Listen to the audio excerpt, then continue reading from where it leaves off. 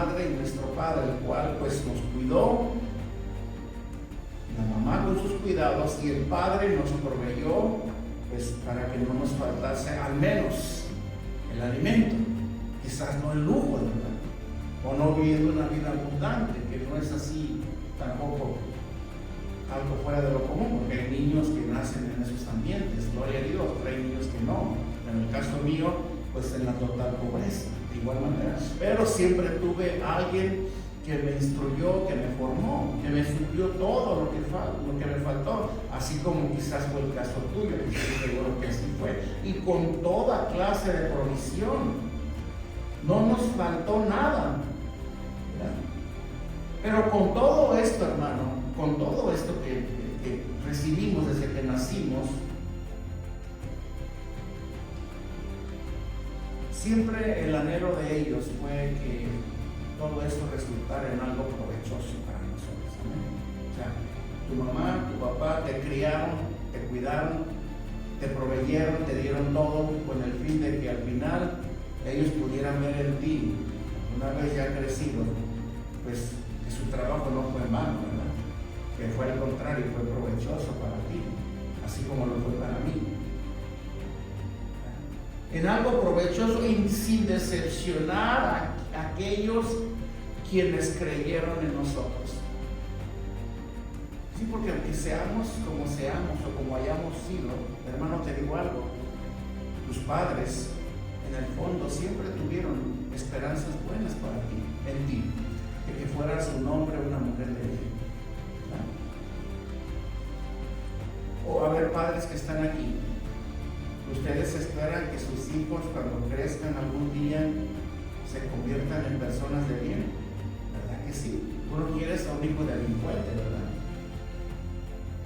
O a un hijo que haga lo malo, que mate, que robe, que trafique y que todo eso. No. Tú quieres que tu hijo pues sea una persona de bien, sea hombre, sea mujer, porque para eso tú te invertiste. Menos que ellos sean personas de bien, que no sean de prejuicio para la sociedad. Ese es el enfoque, para eso lo hicimos, para eso nos esmeramos en el trabajo, de criarlos, de instruirlos. Pues ya el resultado, pues ya cada quien de acuerdo a cómo creció, pues cada quien toma su decisión, ¿verdad? Pero no quedó de nosotros, hicimos nuestra parte. Bueno, dentro del contenido del capítulo 5 de Isaías, el que acabamos de leer, el escritor en este momento se dirige a través de un canto que era muy famoso, muy conocido en aquel entonces, allá en la ciudad de Jerusalén y los alrededores. Un canto un tanto poético, que todo el mundo conocía, que todo el mundo cantaba, también un canto muy popular, ¿verdad? Y precisamente el profeta Isaías en esta ocasión se dirige al pueblo, como profeta que él era, a través de este canto, por la razón de que el pueblo mismo había ignorado hasta entonces todas las profecías y las señales y los sermones que el profeta les había anunciado. O sea, ellos habían ignorado completamente, se habían abocado a lo malo, habían hecho de lado a Dios, y por eso el profeta se siente inspirado, porque este es un canto, lo que es la parte del versículo 1 al 4, es un canto poético, muy conocido en aquel entonces. Él se dirige a ellos a través de este canto, donde él habla acerca de una viña. Si se dieron cuenta, él habla acerca de una viña que viene representando a la nación de Israel, al pueblo escogido de Dios, y a un viñero, que es aquel hombre que se encarga de cuidar y de procurar un viñedo, una viña. Una viña es un lugar donde se cultivan las uvas. donde se produce también el vino. En aquel entonces el vino era una de las bebidas más populares desde aquel entonces. No lo digo que hoy en día no lo es, claro que sí, pero desde aquel entonces la gente bebía vino y bebía mucho vino. Los viñedos era uno de los lugares más populares y más comercializables desde aquel entonces. Entonces aquí, dentro de ese canto profético, poético, Isaías presenta a la nación precisamente como eso, como una viña, y presenta a Dios, el Creador, como el viñador. Un viñador, por cierto, que esperaba que su viña produjera buenas uvas, ¿verdad? Buenas uvas, que representan para nosotros, y dentro del significado de lo que Isaías estaba tratando de proyectar a través de este canto, representaba la justicia y la rectitud del pueblo. O sea, Dios esperaba de su nación, de su propia nación, que ellos desarrollaran la justicia en ellos mismos, así como también una actitud de rectitud, ¿verdad? Porque para eso, precisamente, para obtener esa clase de resultados en su viña, él había trabajado minuciosamente, o sea, cuidadosamente, y a la vez colmando a su pueblo, que fue Israel, con su amor y con su gracia. O sea, el viñero, que es Dios, de acuerdo al canto de Isaías,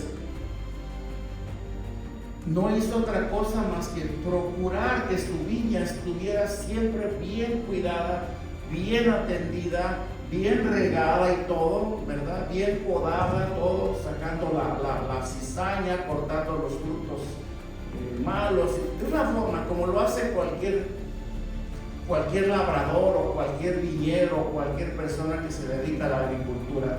Tiene que estar allí al pendiente. Yo no puedo sembrar un árbol de mangos y olvidarme del árbol hasta que crezca, solo ir a cortarlo. No, yo tengo que cuidarlo. Tengo que cuidar el árbol que yo he sembrado desde que comenzó. Tengo que ir, estar chequeando que vaya bien su desarrollo, vaya bien todo, regándolo, abonándolo, cortando la maleza que se quiera formar alrededor, limpiándole la tierra, sacando las piedras, todo para que ese arbolito de mangos, pues de aquí a unos años me pueda dar mangos para comer, ¿verdad?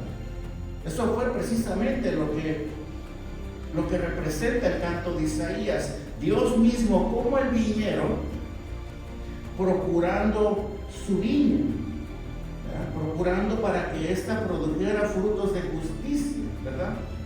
Pero en cambio, hermano, resulta que la viña que este viñero plantó, resulta que solo produjo uvas silvestres, o sea, uvas agrias, que ni siquiera servían para comer, que ni siquiera servían para hacer vino, están muy agrias. Eran uvas que, así como eran cortadas, eran tiradas a la basura. ¿Por qué? Porque no servían. Y ese fue el tipo de uvas o de fruto que el árbol dentro de ese viñero produjo. ¿Se dan cuenta? No dieron el fruto o el resultado que ese viñero, con todos los cuidados que había tenido con esa viña, no lo dieron al final, sino que dieron, dice la palabra, uvas silvestres, las cuales no sirven,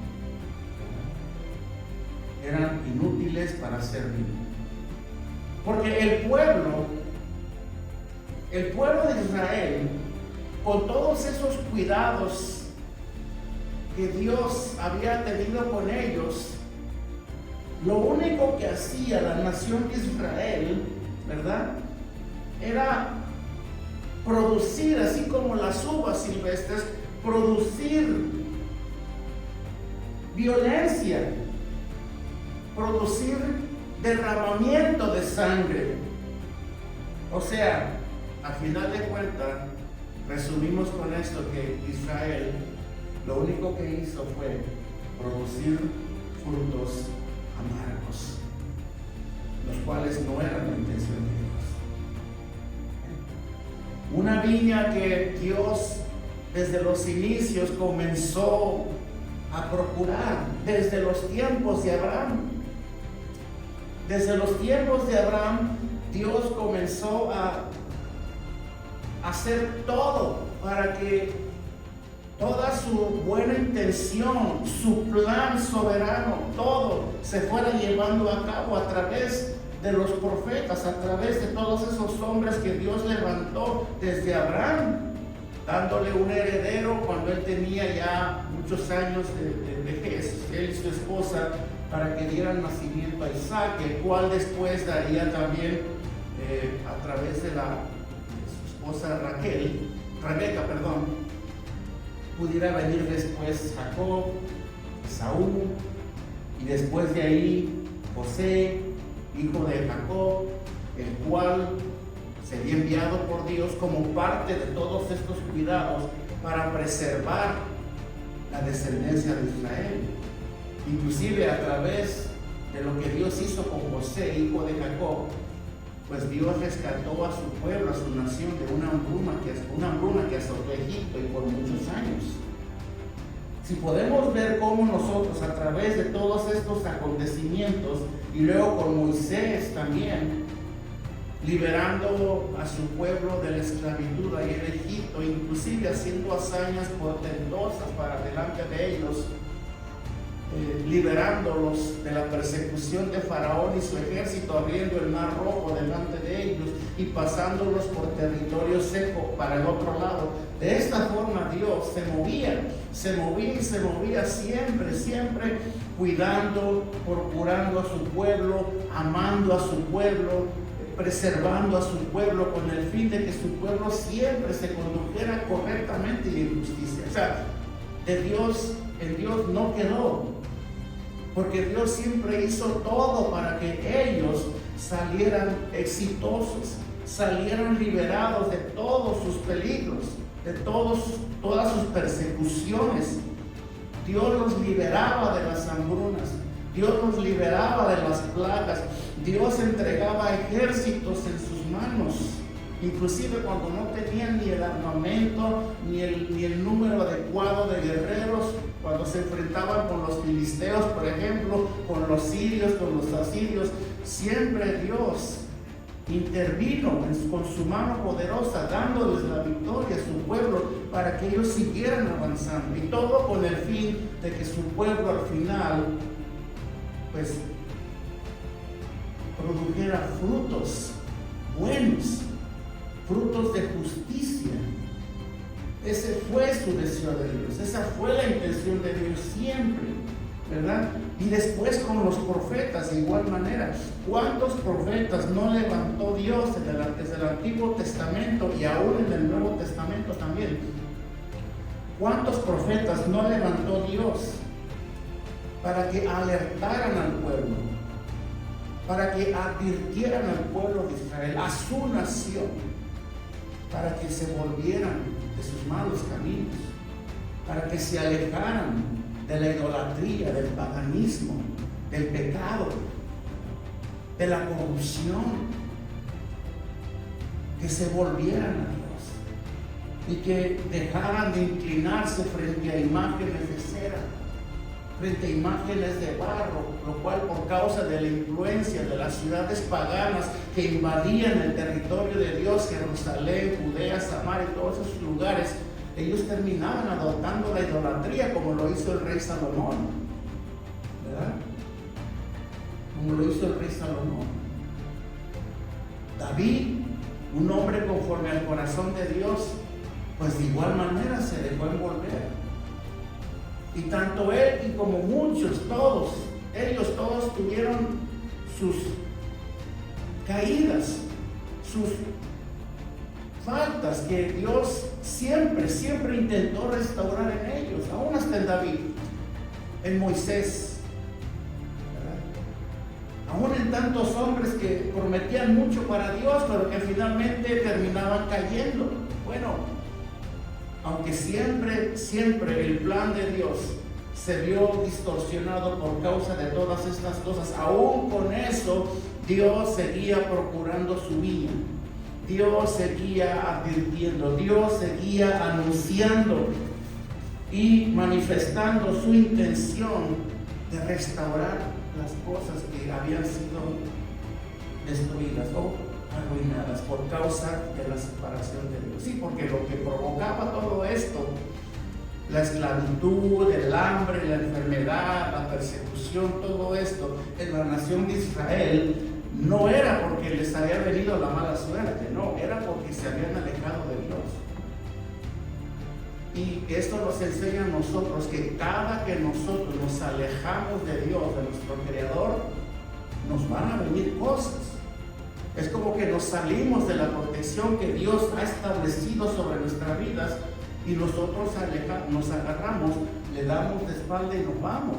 Nos salimos de esa protección.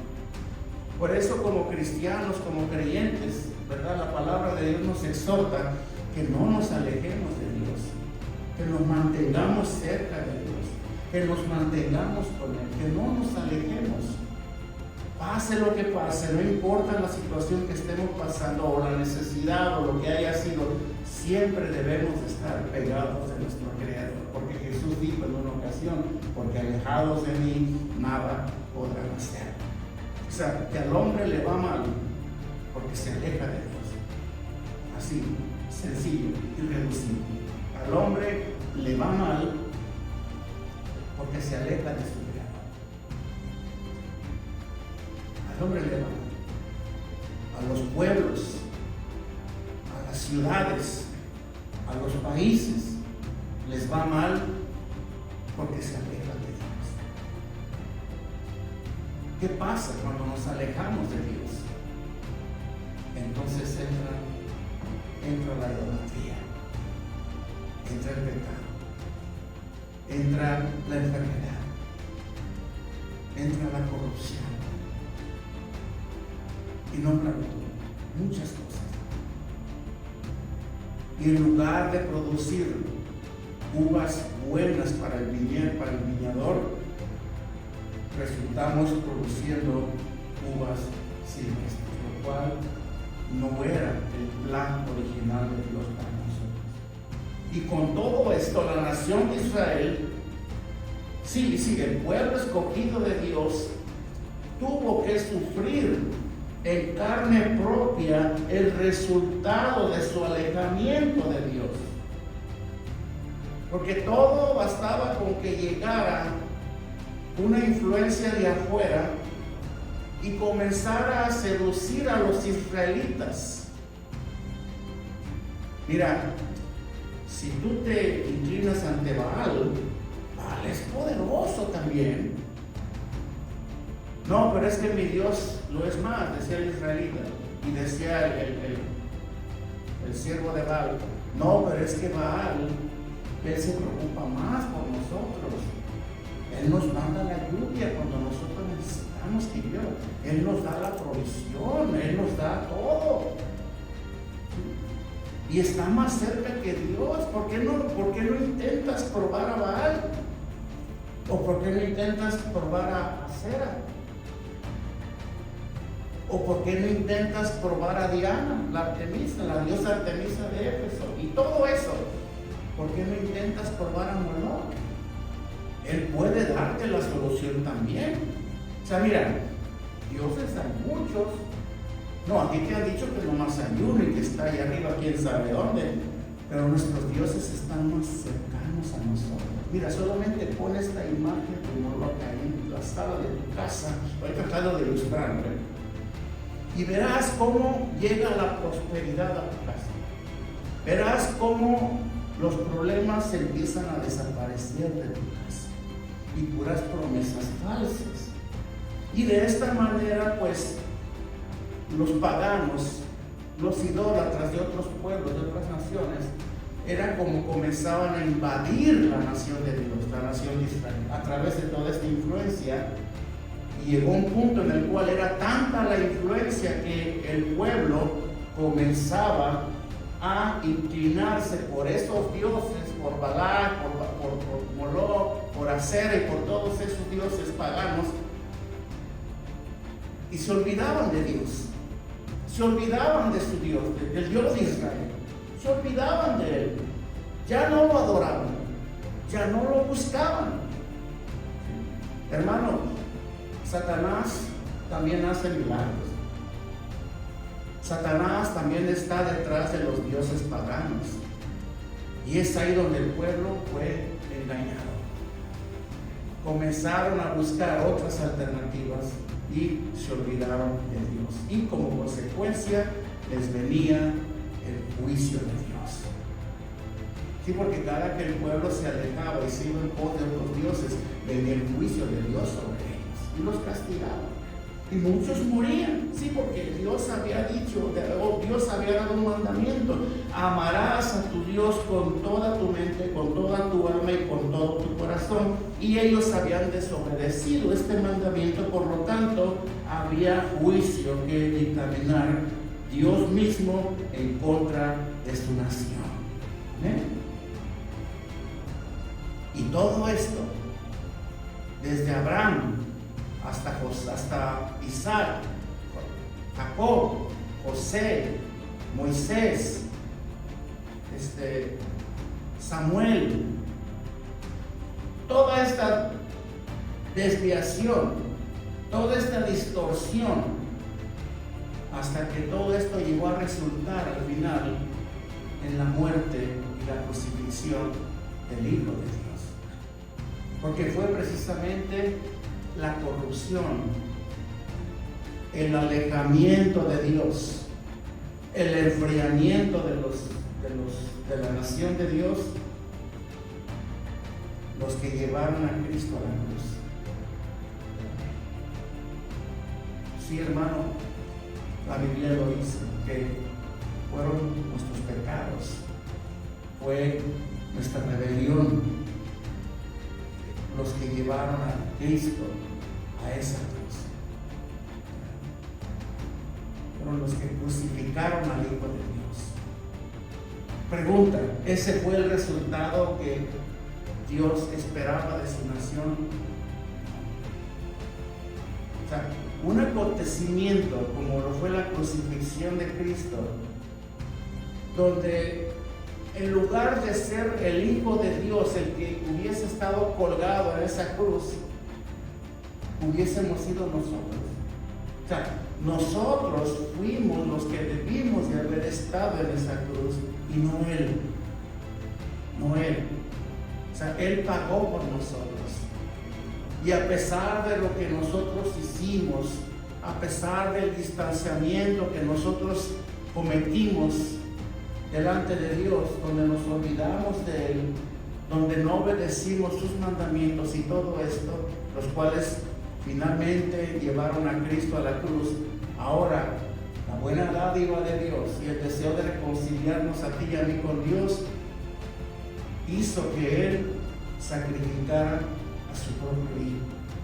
Fue Cristo con el fin de que tú y yo podamos encontrar una restauración, una relación firme y duradera con Dios. Porque aunque hayamos hecho lo bueno, aunque tú y yo no hayamos hecho nunca nada malo, que lo dudo, con todo y eso, hermano, nada de esto nos iba a valer al final. Porque dice la palabra que la salvación es por gracia y no por obras, para que ninguno se gloríe.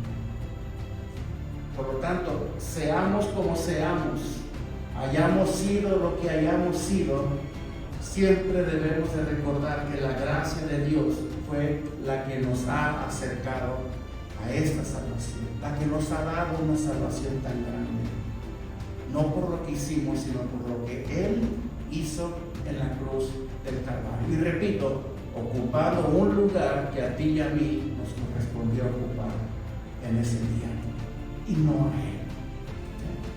Ese fue el resultado del fruto que este viñero, que fue Dios, obtuvo dentro de su viña. Y confirmando con esto, sí, con el acontecimiento de la cruz, de la crucifixión de Cristo, con esto se confirmó finalmente que Israel, la nación escogida y amada por Dios, solamente dio frutos amargos y toda una historia desde Abraham. ¿Se dan cuenta? Desde Abraham. Toda una historia de rebeldía. Es más, desde el Edén. Desde el Edén, cuando Adán y Eva desobedecieron a Dios. Por cierto, hermano, toda esta historia, todos estos acontecimientos y también este canto con el cual comenzamos el mensaje, el canto de Isaías, también les digo una cosa, también se pudiera aplicar a nosotros. Sí, ¿por qué no? Somos nación de Dios, ¿no? Somos pueblo de Dios. Claro, nosotros no nacimos en Israel. No somos judíos. Pero somos el pueblo de Dios. El pueblo escogido de Dios. Somos la extensión de la gracia y la misericordia de Dios, que fue manifestada por causa de la incredulidad del mismo pueblo judío, porque los judíos, hermano, ¿no crees tú que todos ahí creen en Dios? Es más, tú puedes ir en este momento, toma un avión saliendo de aquí y vete directamente a Jerusalén y comienza ya a intentar evangelizarte a cualquier judío que te encuentres ahí. Son capaces hasta de apedrearte. Porque son judíos, todos creen en Jesús. Para ellos es blasfemo oír que tú digas que Cristo ya vino y que viene por segunda vez. Ellos lo esperan todavía. O sea, para ellos Cristo aún no ha venido como vino al principio. Ellos aún están esperando a ese Mesías que los va a venir a rescatar, ¿verdad?, del yugo de sus adversarios. No, un pobre carpintero, no, por eso lo rechazaron. Ellos están esperando, según ellos, al verdadero Mesías, aquel que quizás viene, como dice Apocalipsis 22, montado en un caballo blanco, ¿verdad?, con todo su esplendor. Ellos están esperando este Cristo todavía. ¿Cómo podemos aplicar a nosotros este canto también? Nosotros representamos en el tiempo presente, pues esa viña también, la viña de Dios. Y también el Señor mismo, ¿verdad?, como el viñero, como el hombre que se está encargando y se ha encargado de procurar esa viña con sus cuidados, así como lo hizo desde nuestros comienzos. Veamos qué dice Jeremías capítulo 1 versículo 5. Vean por qué les digo que nosotros somos ahora esa viña de Dios representada. Dice, antes que te formas en el vientre, o sea, antes de que tú vinieras al mundo, dice el profeta, te conocí, y antes que nacieses te santifiqué y te di por profeta a las naciones. Tú dirás, bueno, pero eso ahí se refería a Jeremías. Sí, a Jeremías, pero también a nosotros. Para resumirlo, no estamos aquí por casualidad. Si estamos aquí es por la razón de que Dios, desde antes que tú y yo viniéramos a este mundo, Él ya nos había santificado. Él ya nos había Él ya nos había escogido para que a través de ti, Dios, a través de ti, estableciera una extensión de su gracia y de su poder, para que otros conozcan. Por eso dice, y te di por profeta a las naciones. ¿Desde cuándo? Pues desde antes de que tú nacieras. ¿O sí o no es verdad, hermano? Seamos sinceros. ¿Sí o no es verdad que hasta este día el Señor siempre nos ha cuidado? ¿Sí o no es verdad? Si no estamos muertos hoy en día, es porque Dios nos ha cuidado. Si no nos ha pasado nada, es porque Dios nos ha cuidado. Hey, espérate, yo un día me caí de la escalera. Estás vivo. Eso es lo que cuenta, porque pudiste haber muerto. Oye, tuve un accidente allá donde, bueno, estás vivo. Dios te ha guardado. Cuando digo Dios te ha cuidado, no quiero decir que ya no te va a pasar nada. No, Él va a preservar tu vida hasta que Él haga en ti lo que Él ha determinado hacer. Además, los tropiezos y las caídas y muchas veces las desgracias suceden por algo. Puede ser que a lo mejor nosotros mismos no las buscamos. ¿No es verdad? Si coges el carro y te vas a 70 por hora en una calle de 50, puedes chocar. Y ahí no podemos decir, Dios me cuida como siempre. No, no podemos. No podemos comportarnos de una manera descuidada, descuidando aún nuestro propio cuerpo y atentando aún contra nuestra propia seguridad de una manera deliberada y al final decir que Dios es el que nos cuida. Porque dice la palabra que el avisado ve el peligro y se aparta. Entonces nosotros mismos somos los que muchas veces provocamos esas caídas, esos percances, esos conflictos. Si nos alejamos de Dios, si nos alejamos de la comunión con Dios, pues nosotros mismos en carne propia vamos a sufrir las consecuencias de esta separación. ¿Cuáles pueden ser una de ellas? Nuestro corazón se empieza a endurecer. Nos comenzamos a llenar de amargura. Nos comenzamos a volver orgullosos o egoístas o fríos. Hermano, cuando el corazón del hombre se enfría es porque se ha alejado de Dios. ¿Verdad? Cuando el corazón del hombre se empieza a llenar de amor, de compasión y de misericordia y se vuelve una persona más sensata, más responsable y más consciente de sus propias acciones y a la vez más responsable también, es porque la presencia de Dios está presente en su vida. Porque lo único que preserva nuestras vidas de muchas cosas innecesarias, y digo innecesarias, que nosotros a veces nos toca pasar, pero las pasamos, es la influencia de Dios en nosotros. Y si nos pasan cosas es porque nosotros mismos nos hemos alejado de Dios. Caemos en malas relaciones, caemos en codicia, caemos en amargura, caemos en idolatría, nos enfermamos, nos enfriamos, nos volvemos indiferentes y tantas cosas que vienen que inevitablemente van a venir a controlarnos. Hermano, yo no quiero que la amargura controle mi vida, porque eso me va a aislar. Nadie va a querer estar conmigo, ni mi mujer me va a soportar. Imagínate, soportando un marido amargado o soportando una mujer amargada. ¿Quién? Es muy difícil.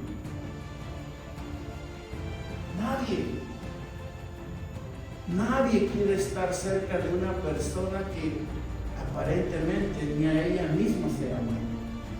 ¿Cómo si nosotros no aprendemos a amarnos primeramente a nosotros mismos? ¿Cómo nosotros vamos a poder impartir amor en otras personas? No. Y Dios precisamente a eso vino. Jesús dijo: y conoceréis la verdad, y la verdad os hará libres. Satanás no vino sino para robar, matar y destruir. Jesús dijo, no lo digo yo, Jesús dijo: mas yo he venido para que tengan vida y la tengan en abundancia. Una vida que ustedes puedan dar a los demás, que puedan ustedes impartir a los demás. Una vida que refleje y manifieste que ustedes están cerca de Dios, cerca de su Creador, donde van a aprender a amar de una manera incondicional, de una manera sacrificial. El amor, hermano, no es egoísta, el amor es sacrificial. ¿Sabías eso? Te lo vuelvo a repetir. El amor no es egoísta. No es de que solo si me das lo que yo quiero te voy a amar. O solo si me toleras como yo soy te voy a amar. No, esa clase de amor no sirve. El amor que Dios nos ha traído y que ha derramado sobre nosotros es el amor sacrificial de Cristo. Aquel que aunque no se lo merecen, que aunque no te dan lo que tú deseas, tú sigues amando. Y no hay nada mejor que esto. De hecho, la persona más feliz, y repito, más feliz sobre la faz de la tierra es aquella, recuérdalo bien, es aquella que ha aprendido a amar sin esperar nada. Es aquella que va a tener y va a gozar de una vida de plenitud, de una paz interna, libre de toda clase de amargura. Es la persona que aprende a amar la que va a poder disfrutar esta clase de vida, el amor sacrificial de Cristo. Y nos lo puso de ejemplo. ¿Qué hubiera hecho Jesús cuando ya lo estaban colgando en la cruz? Padre, envía tus ángeles para que me bajen de aquí, porque acabo de recordar, esta gente no merece ni siquiera que yo haga lo que estoy haciendo. Imagínate si el Señor hubiera pensado así. No, mas sin embargo, ¿cuáles fueron las palabras del Señor? Ya casi en sus últimos instantes de vida: Padre, perdónalos porque no saben lo que hacen. ¿Somos capaces nosotros de perdonar de esta manera? Cuando alguien te ofende a la cara, cuando alguien te insulta, cuando alguien te hace daño, somos capaces de decir: Señor, perdónalo porque no sabe lo que hace, no sabe lo que dice. Hermano, ¿sí o no? Dios ha sido tan bueno con nosotros, y que a pesar de muchas desgracias Él nos ha cuidado. ¿No es verdad? Dios ha sido bueno con nosotros. Salmo 34:7 dice, regáleme unos 5 minutitos más y acabo. Salmo 34:7 dice el salmista, fíjense bien, esa es una promesa. El ángel de Jehová acampa alrededor de los que le temen y los defiende. Con esto, hermano, nosotros podemos dar por sentado, para llevarnos esto a nuestros hogares saliendo de aquí, que Dios nos ha bendecido. Sí, hermano, tu familia que tienes a un lado, tu esposa, tu esposo, tu carro, quizás no manejas un Bentley, ¿verdad? Un Rolls Royce, un Tesla, pero Dios te ha bendecido con tu carro. No llegaste a pie, ni llegaste de rayo. Dios te ha bendecido con un hogar donde tú, llegando de aquí, vas a prender la calefaccióncita, te vas a poner una buena comida. Claro, después de comer un buen steak o algo, o quizás no hay para steak, pero hay huevito frito. No importa, Dios nos ha bendecido. Cuando tu esposita se sienta a un lado, tus hijos, o aunque no tengas esposa, estés solo, no importa, ahí está Dios contigo. ¿Qué más podemos pedir? Sean tus padres, tus hermanos, lo que pasa es que no lo vemos, y como no lo vemos, no lo valoramos. Crecimos con la mentalidad de que nos merecemos cosas mejores o más grandes, pero ese es un error, porque el corazón del hombre nunca se va a saciar de nada, siempre va a querer más. Siempre, por eso hay que aceptar muchas veces a las personas como son. Hoy pueden cambiar algo que no nos gusta, mañana vamos a querer que cambien otra cosa y va a ser cuento de nunca acabar. A veces demandamos mucho y damos poco. O no es verdad. Seamos agradecidos con Dios por todo lo que Él nos ha dado. Él nos ha bendecido, Él nos ha sustentado hasta este día y lo mejor, Él nos ha salvado. Eso es lo más grande. Él nos ha salvado. ¿Qué más, hermano? Pregunta. ¿Qué más queremos que Dios haga con nosotros? ¿Qué más? Veamos lo que el Señor dice en el versículo 3 y 4, donde dice: ahora pues, vecinos de Jerusalén y varones de Judá, juzgad ahora entre mí y mi viña. Ya de antemano el profeta Isaías había dicho que el viñador esperaba buenas uvas, pero que solamente cosechó uvas silvestres. Y ahora dice el versículo 3, ahora ustedes juzguen.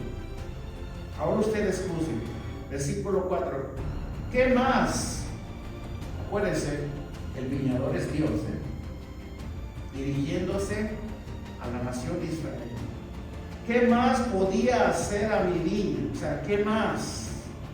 ¿Qué más quieren que yo haga? ¿Qué más podía hacer yo a mi viña que yo no haya hecho en ella? ¿Qué más? ¿Cómo esperando yo que diese uvas, ha dado uvas silvestres? Ahí le habla a su nación. Pero nos podemos preguntar lo mismo nosotros. Con todo lo que nosotros tenemos hasta este momento, sí, a lo mejor no vives en lujos quizás, o como quisieras, pero Él te ha dado lo más importante, que es la vida. No tengo que ir a verte al hospital saliendo de aquí, ¿verdad? Tú saliendo te vas por tu propia vida a tu casa. Él nos ha dado todo. Podemos preguntarnos, bueno, ¿qué más quiero yo que Dios haga conmigo? Si Él ya lo ha hecho todo, ya me ha dado todo. Él ha sido fiel conmigo. Él siempre, tarde que temprano, Él ha hecho actos de presencia cuando estoy en apuros. Su palabra dice que Él nunca va a dejar al justo desamparado, ni mucho menos a su simiente que mendigue pan, o sea, tus hijos, tus generaciones futuras. No, Él dice, no he visto justo desamparado. Las promesas de Dios abundan, promesas de fidelidad. ¿Por qué? Porque Él lo prometió desde el principio.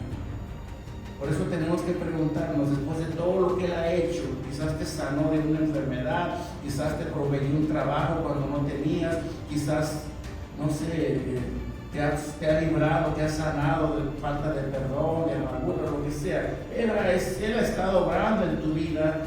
Yo sé que quizás aún hay cosas que van faltando, pero esas Él las va a ir proveyendo como vaya faltando. Pero, ¿qué más puede hacer después de esto?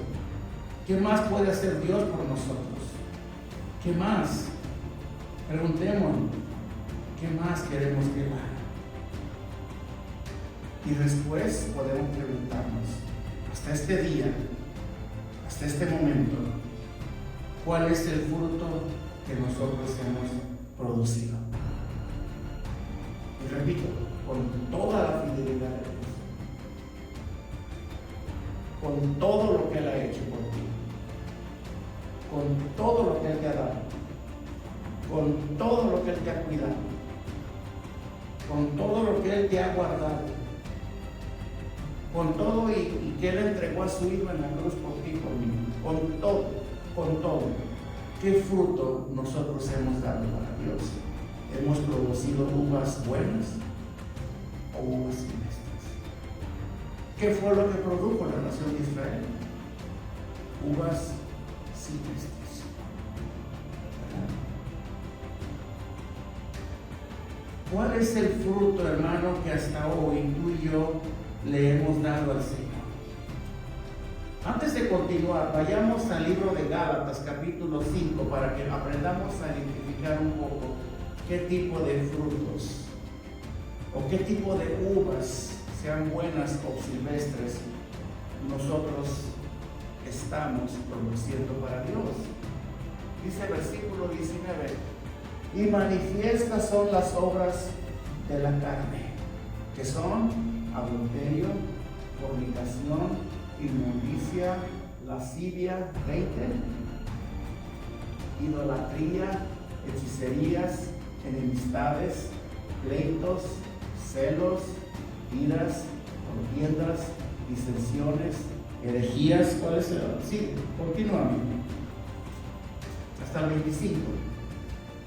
Envidias, homicidios, borracheras, orgías y cosas semejantes a estas, acerca de los cuales os amonesto, y como ya os lo he dicho antes, que los que practican tales cosas, dice Pablo el escritor, no heredarán el reino de Dios.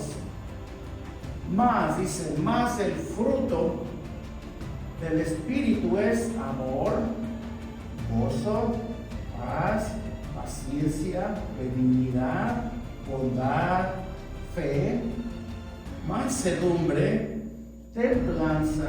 Contra tales cosas, dice, no hay ley, ¿verdad? Versículo 24. Pero los que son de Cristo han crucificado la carne con sus pasiones y deseos. Versículo 25 y último: si vivimos por el Espíritu, Pablo dice, andemos también por el Espíritu. Amén. Dice la palabra de Dios que Dios esperaba de Israel buenas obras, buenas uvas, arrepentimiento. Pero dieron uvas silvestres, lo cual no fue el resultado que él esperaba. Hermano, las buenas uvas, las cuales leímos aquí en la pantalla, representan el fruto del Espíritu. Esas son las buenas uvas. Y las uvas silvestres representan a los frutos de la carne. Pregunta: si el Señor, yo sé que esto es fuerte porque a mí me confrontó también, me puso a pensar, si el Señor quisiera cortar uvas de tu árbol y del mío, ¿qué clase de fruto nosotros tendríamos para ofrecer? ¿Uvas buenas o uvas silvestres? Porque dice, después de haber dado todo por mi viña, lo vimos en el versículo 3, el versículo 4, perdón, dice, ¿qué más pude haber hecho que no hice? ¿Por qué en lugar de recoger uvas buenas, solo recojo uvas silvestres? Y luego pregunta, ¿en qué he fallado? Imagínense, hermano, Dios diciéndole a su nación, díganme, ¿en qué he fallado yo? Esa pregunta no la podemos hacer nosotros también.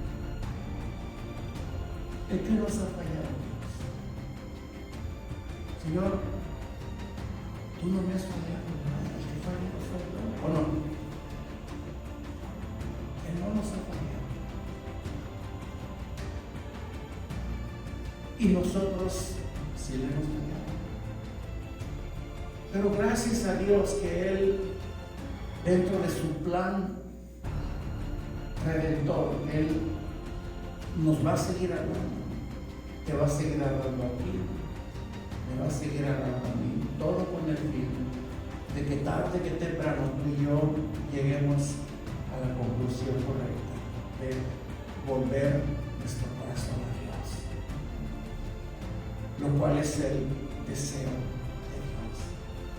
Yo no sé qué tan cerca o estás o qué tan lejos estés tú en este momento de tu Creador. Yo no sé, yo los veo muy bien a todos, pero solamente Dios sabe. Pero sí te puedo exhortar con esto. Es el tiempo de volverse a Dios. Es el tiempo de volvernos a nuestro Creador. Es el tiempo de darle buenas uvas a ese viñero que desde el principio de nuestra existencia Él nos ha cuidado, nos ha procurado,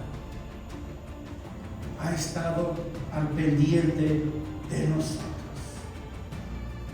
Dice el versículo 2, la había cercado y la había despedregado y la había plantado de vides escogidas, había edificado en medio de ella una torre y hecho también en ella un lagar y esperaba que diese uvas, y dice, y dio uvas silvestres. ¿Qué tipo de uvas nos vamos a proponer tú y yo a darle a ese viñedo particular?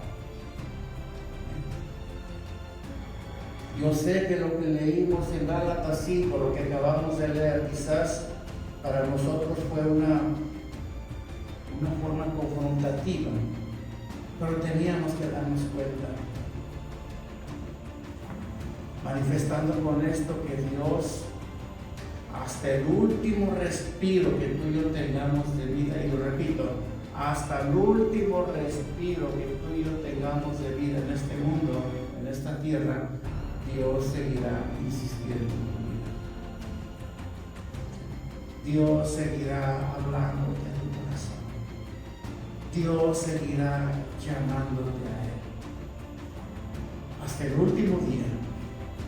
Porque una vez que cerremos nuestros ojos para siempre, ahí se acabó toda oportunidad, toda intención de Dios.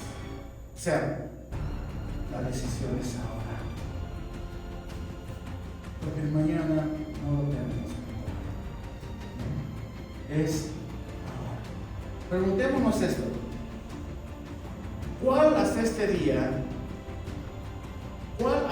día ha sido el resultado, ¿verdad?, de la fidelidad de Dios en nuestras vidas? ¿Cuál ha sido? Dios me ha quizás liberado, no de algo así, pero de otro tipo de percances. ¿Cuál ha sido el resultado de esa fidelidad de Dios en nosotros? ¿Acaso nos estamos acercando más a Dios a través de esto que pasamos o que estamos pasando? ¿O nos hemos alejado más? ¿Cuál creo yo que sería la peor decisión? Al contrario, esto me acercó más a Dios. Esta separación me acercó más a Dios. En lugar de alejarme, me acercó más a Dios. Este accidente, en lugar de alejarme, me acercó más a Dios. Esta pérdida, en lugar de defraudarme y de sentirme decepcionado, al contrario, me acercó más a Dios. Es la mejor decisión. Y es el mejor lugar y el mejor refugio al cual tú puedes acudir y refugiarte. En Dios. Porque si volvemos a lo mismo, si seguimos ignorando a Dios, puede ser que no vivamos para contarlo, porque esa es la fidelidad de Dios.